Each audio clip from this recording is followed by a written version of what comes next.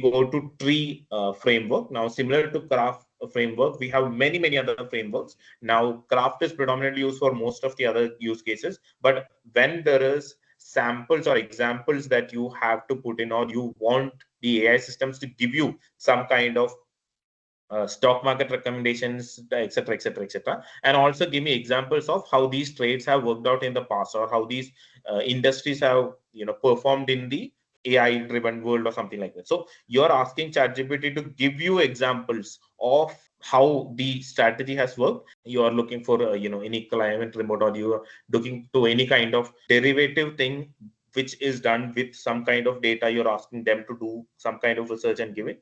That is when you would use tree framework, wherein you are expecting them to give you some kind of insights. So give me top three insights also from this perspective. That's when you use tree. But tree is nothing but topic, role, expectation, and output.